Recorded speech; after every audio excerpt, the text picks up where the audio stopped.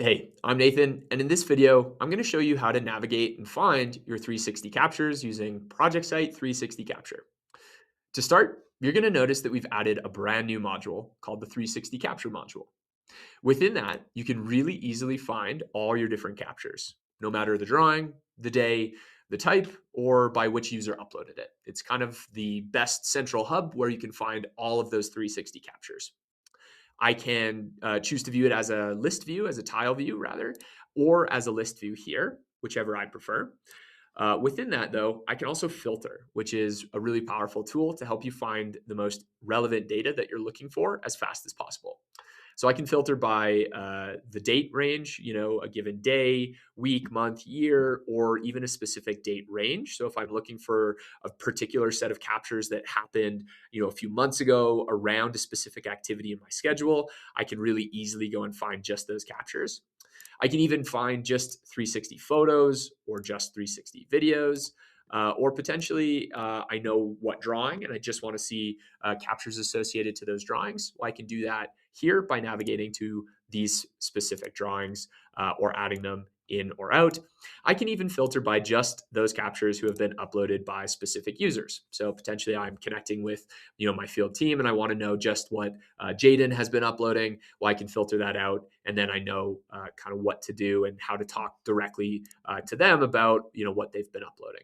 What I can also do is open this all filters button and select some more specific filters at a higher level. So just like we were showing kind of in that tab, this allows me to come in and set more specific kind of flags and filters here in another option. Now, when I click on a given capture, I'll notice that I have the ability to open that capture either directly into the viewer or into the drawings module. This allows me to really easily get in and see exactly the next view that I'm looking for based on that capture. I can also see some specific metadata, such as the name of the capture or the description. And I can add more details here if I'd like to, such as a specific, note about this week's capture, or, this was a pre-pour capture or something like that to give a little more context and detail. Over time, we're going to add some more detail in here that'll help make searching and navigating even easier for these captures over time. For now, I'm going to jump over into my drawings mode here. So when I open into my drawing, you'll notice that I've got a couple of new annotation styles. So in this case, I've got my 360 photo annotation, which you can see here. I'll just zoom in. That's this new annotation style here. And I can click in and get a preview of that capture by clicking on it. I can click history and see other photos that have been taken and associated with that annotation over time. And I can do some other actions like linking that we'll cover in another video soon, where I can link these captures to my records. Similarly, I've got my 360 video annotation over here. And similarly to what we were just showing there, I've got my different history, where what you'll notice is as I click on that history and see these different stations, these different recordings over time, I can actually navigate and see who walked on what path and how that may have differed from week to week. So in this case, Jaden was out on the 13th of May, and then again on the 18th of May, and you can see that she took a different capture path both times.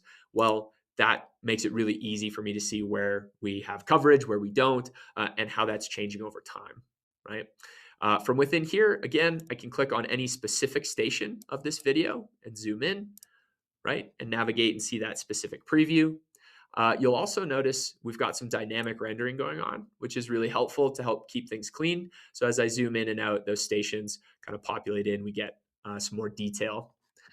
From here, I can also go into my layers functionality and I can choose to turn on or off very specific types of layers. So maybe I don't want to see my 360 photos or videos because my drawing's getting a little bit cluttered, or vice versa. Well, you'll notice that we have this ability to turn on and off the 360 photos and video annotation styles from within the layers panel over here in the drawings module. So with that, those are the two main ways that you can go and find your 360 captures using ProjectSight 360 Capture.